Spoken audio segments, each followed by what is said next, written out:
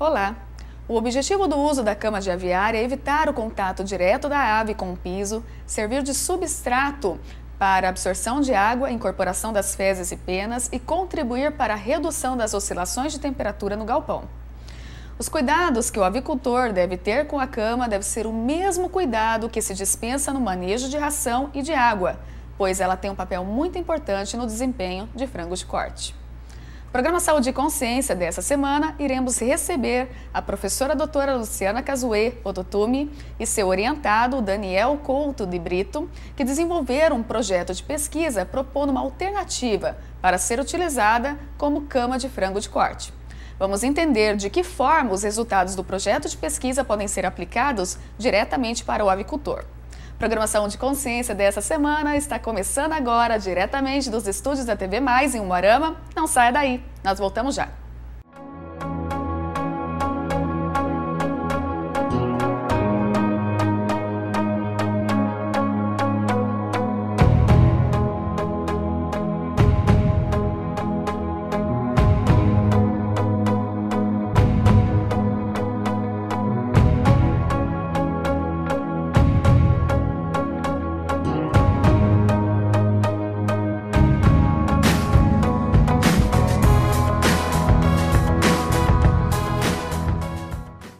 Estamos de volta com o programa Saúde e Consciência. Em nossos estúdios recebemos a doutora Luciana Ototume e seu orientado, Daniel de Brito.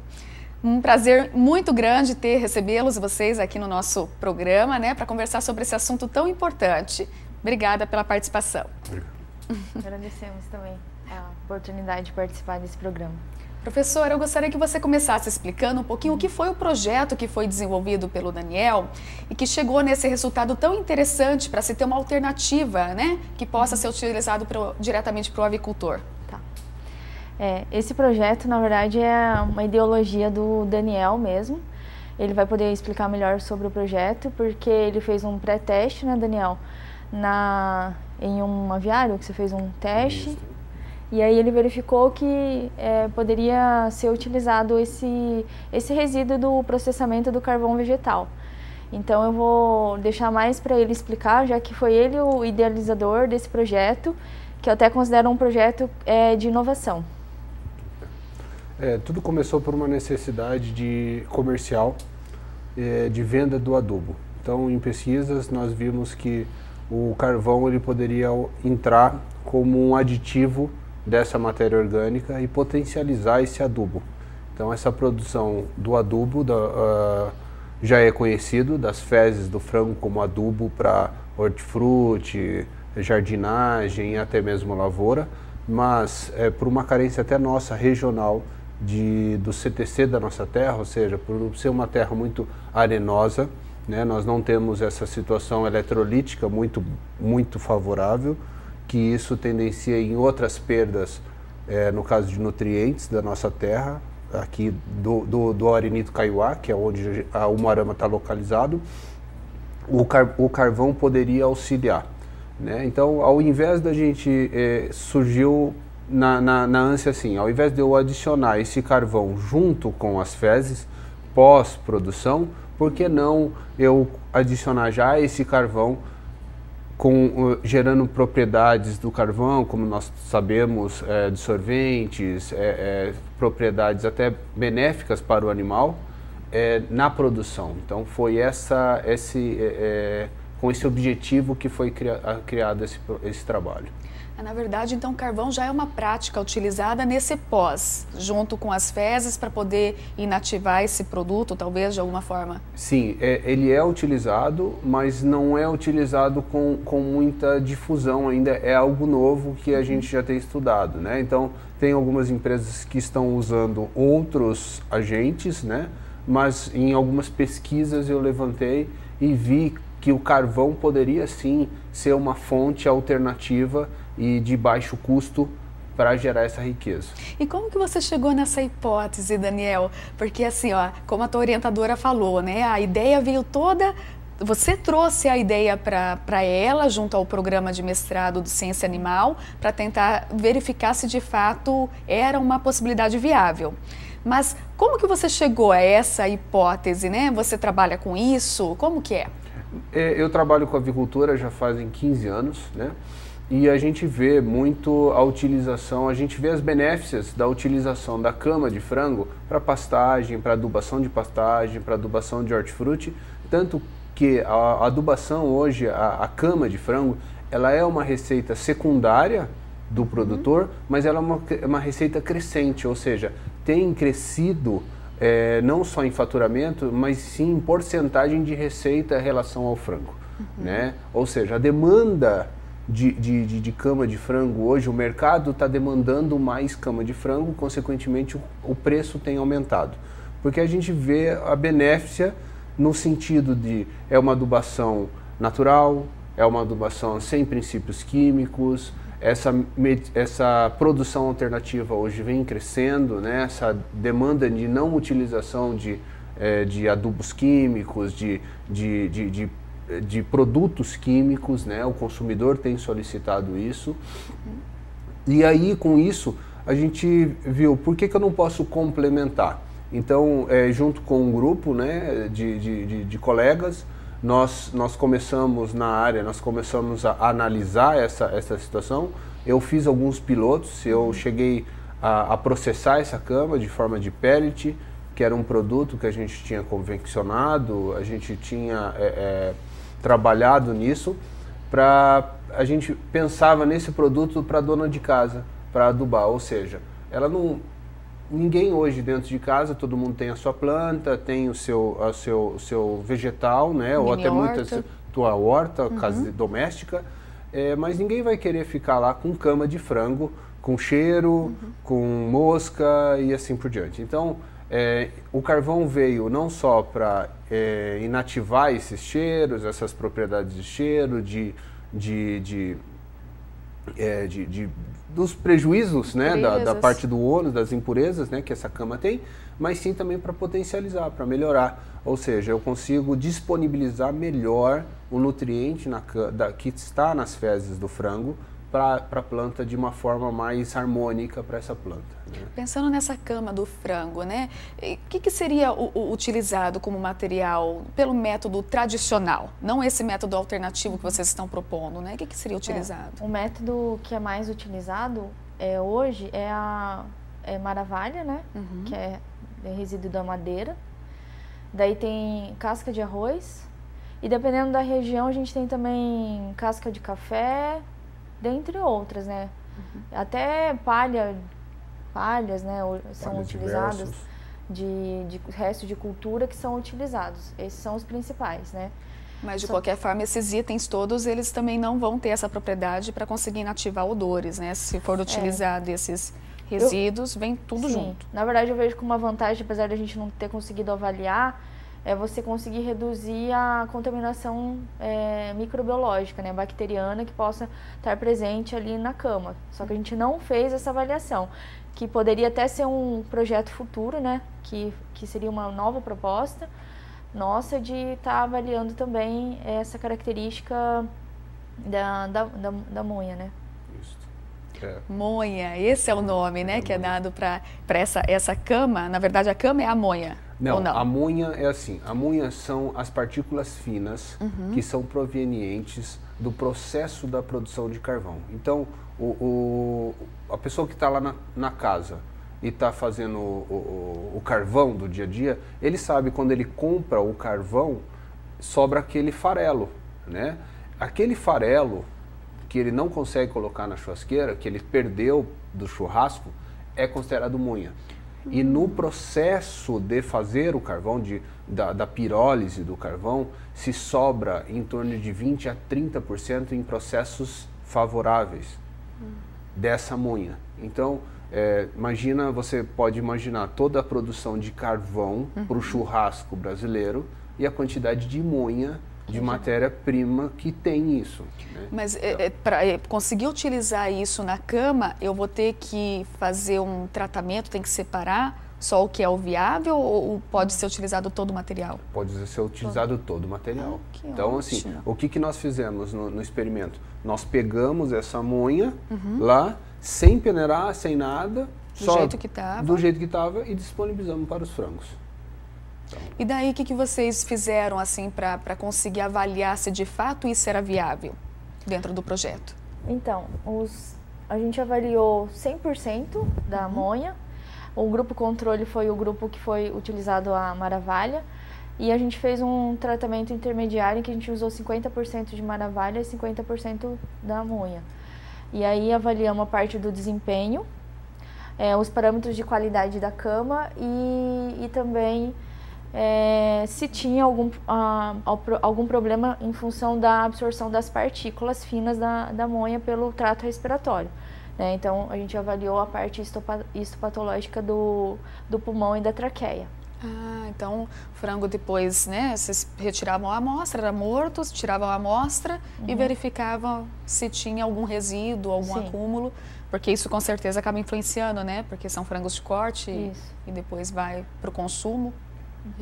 E a amônia, assim, ela demonstrou favorável, os testes mostraram que nós não tivemos perdas econômicas no processo produtivo, tá? Mas, com uma boa ciência, nós chegamos no final e saímos com um monte de dúvida. Então, para continuar, a gente tem um caminho bem grande ainda para gerar mais conhecimento, né? Mas esse eu acho que é o principal objetivo da pesquisa. A pesquisa, você inicia ela para você não terminá-la. Sempre gerando vários questionamentos que vão te dar projetos futuros, aí, assuntos, né, para se pesquisar. Isso. Com certeza. Eu acho que a gente pode conversar um pouco sobre a questão de custos. O que isso reflete em termos de custos para o avicultor? É realmente viável ele substituir os métodos tradicionais pelo método alternativo proposto por vocês, talvez? Sim. Só para você ter uma estimativa, hoje o ouvinte que tá nos assistindo, atualmente, né, um aviário de 2.100 metros quadrados, ou seja, de 150 por 14, 150 de comprimento por 14 de largura, que aloja em torno de 29 mil aves cada lote, né? Ele faz, durante um ano, ele faz 6 lotes de frango, né? Então sai 30, eu não sou muito bom de matemática, como bom veterinário, mas em torno de 180 mil aves no ano sai desse aviário. Né?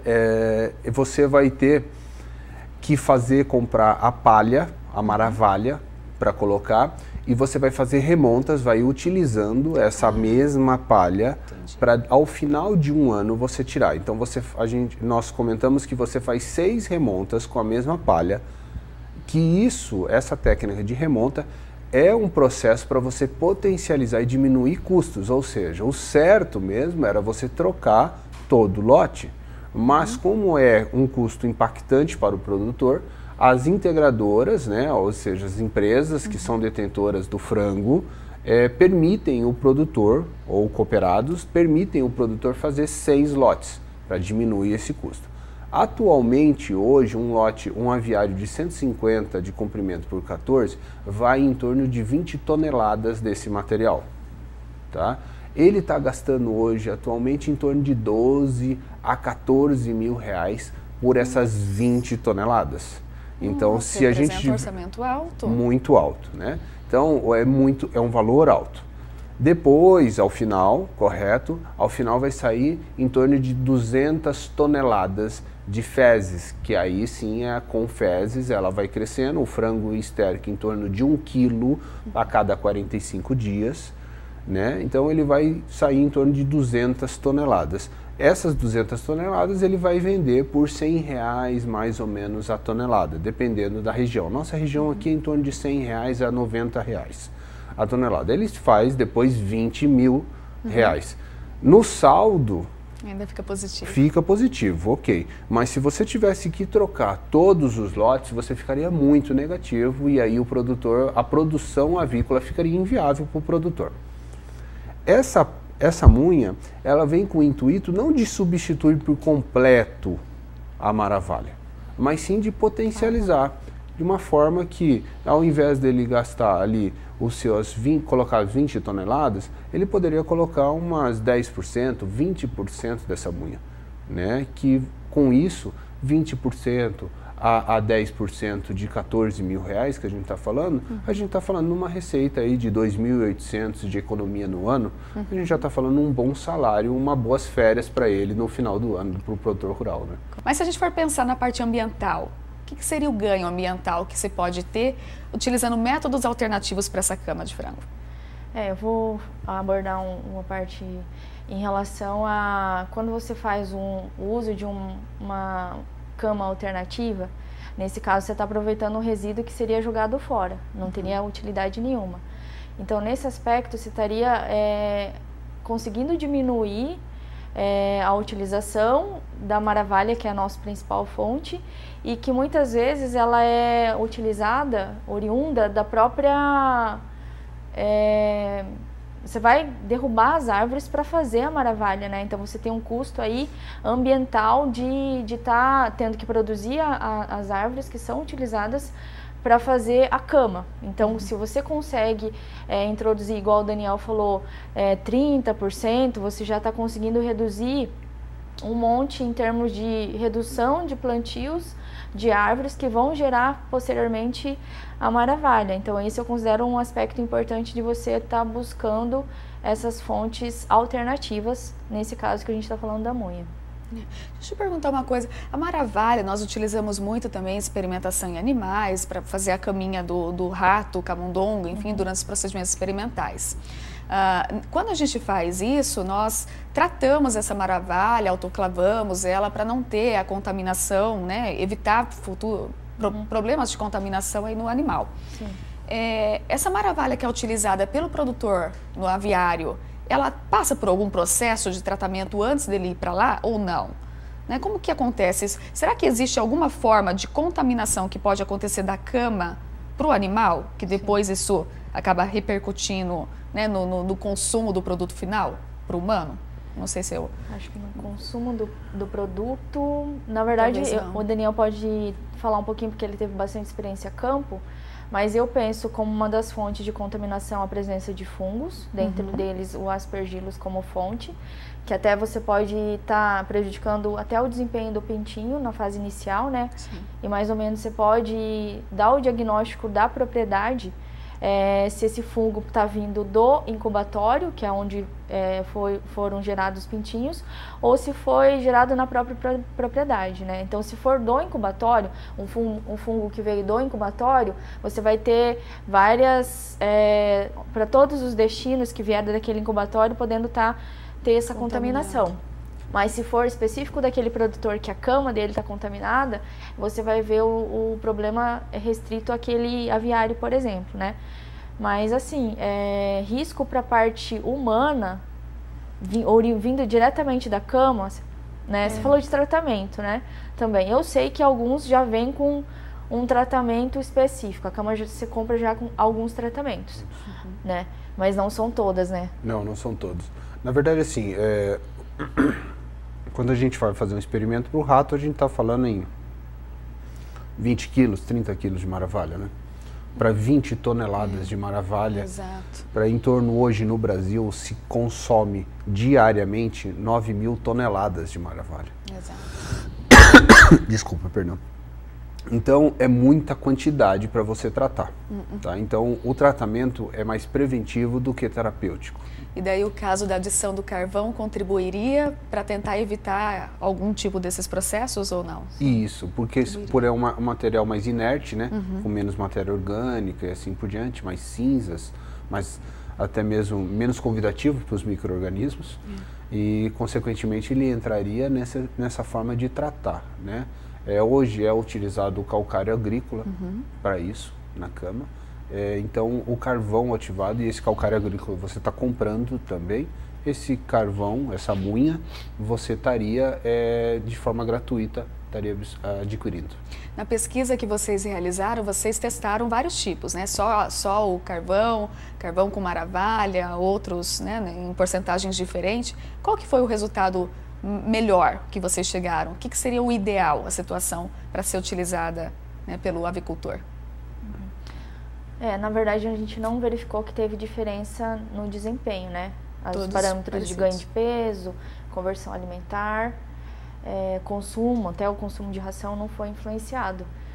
Mas se a gente for por indicação, né, a gente teve uma conclusão, não usar 100%, né? Até porque eu acho que seria um volume muito grande que não atenderia, não conseguiria atender talvez a demanda. Então a recomendação sempre é você utilizar uma quantidade, que é o que o Daniel sugeriu. A gente trabalhou com 50, né? 50. Mas é porque a gente não teve a capacidade para trabalhar com maiores níveis de avaliação, né? A nossa estrutura hoje a gente não permitiu fazer avaliação de vários níveis, que seria o nosso ideal, né? Seria o ideal. De avaliação. Em qual linha de pesquisa que entra esse projeto, professora, dentro do programa de ciência animal com ênfase em produtos bioativos? Qual que seria a linha de pesquisa de desenvolvimento de um projeto como esse? Porque ele é bem diferente do que a gente imagina, né? Quando se fala de um programa de ciência animal, você acha que vai, às vezes, estudar um projeto de pesquisa diretamente lá com um animal de grande porte ou com um pet. E não, ele abre esse leque para estudar vários aspectos, inclusive o aspecto para se ter um melhor rendimento dentro da parte, né, de produção de frango de corte. Então, espetacular. O que seria mais ou menos a linha? Eu penso dentro das nossas linhas na área de medicina veterinária preventiva. Né? Vai prevenir a parte de impacto ambiental. Eu estou pensando na parte econômica, então preventiva da parte de contaminação da cama, que a gente tem que aprofundar um pouco mais, né? Que é o nosso objetivo futuro. Quem sabe esse não vai ser o projeto futuro do Daniel.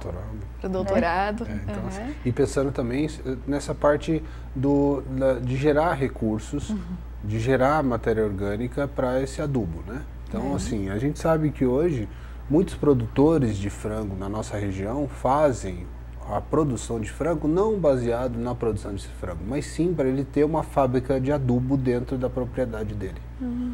Então, isso também é uma forma de gerar riqueza para o produtor, gerar valor para o produtor, né?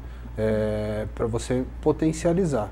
Então, a gente vê, e além tem um campo enorme ainda, né, Lu, que a gente pode pensar num carvão pensando nessa situação de sorvente intestinal, contra micro-organismos, ele potencializando esse não crescimento de micro-organismos na cama, para não contaminar esse lote futuramente.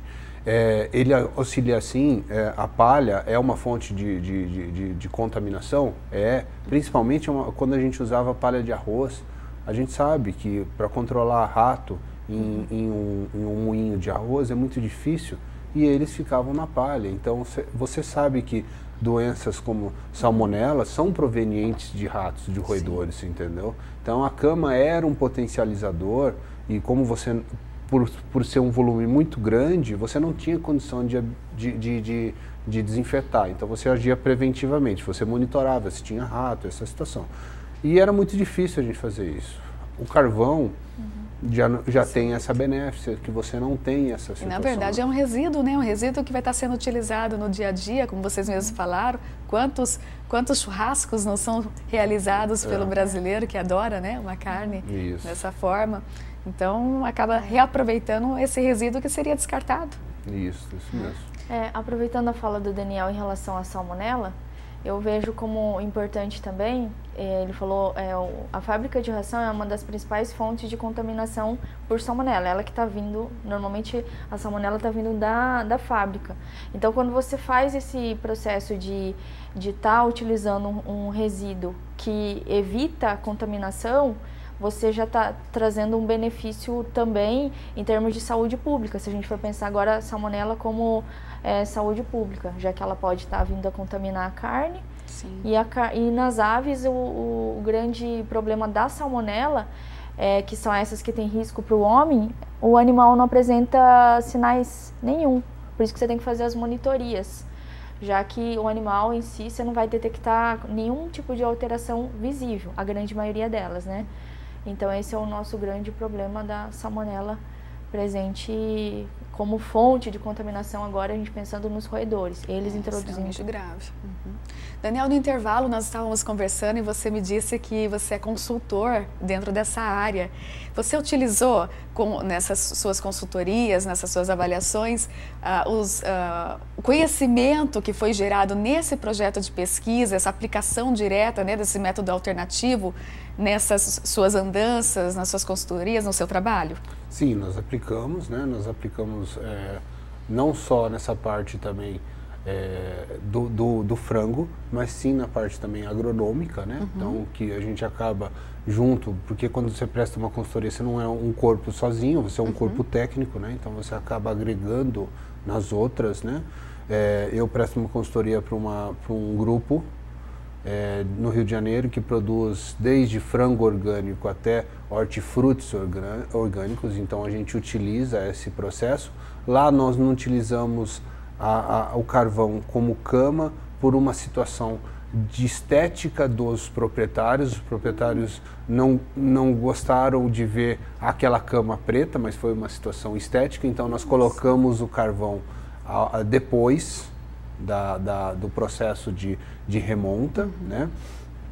Mas isso era um nosso receio também, por isso que nós fizemos a pesquisa, de saber se essa carcaça se comprometeria com aspecto, porque aspecto é muito importante. A gente compra o perfume pelo frasco ainda, né?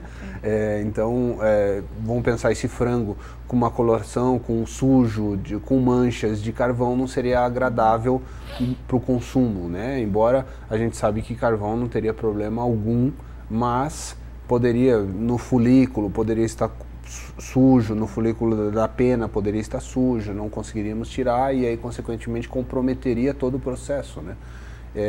Mas não teve, tá? Mas por uma situação estética da criação, os donos lá acabaram optando de não utilizar, né? Mas é uma técnica que é utilizável, que é usual, não gerou essa situação estética.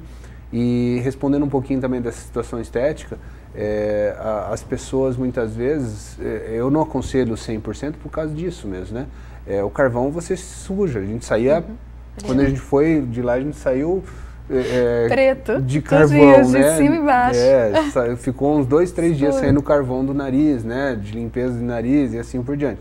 Então isso acontece, e isso a gente tem que pensar também do processo, né? Ok, é bom, mas e o processo? O processo, o funcionário, o colaborador que vai estar no dia a dia ali, ele vai conseguir viver de forma harmônica com aquela estrutura? Por isso que a gente aconselha nessa situação de meio, de 50%, de 30%, 20% da munha e não 100%. Muito interessante, você veja, né? O resultado da pesquisa, ele traz todo esse resultado que é benéfico e daí, com a utilização, você começa a observar esses probleminhas que vão aparecendo e que tem que ser também sanados. E daí vem as próximas pesquisas. Muito legal, eu adorei a conversa, eu acho que ela foi muito esclarecedora, eu agradeço a participação de vocês, muito obrigada, Daniel. Obrigada, professora Luciana. A você que nos assiste, até a próxima semana.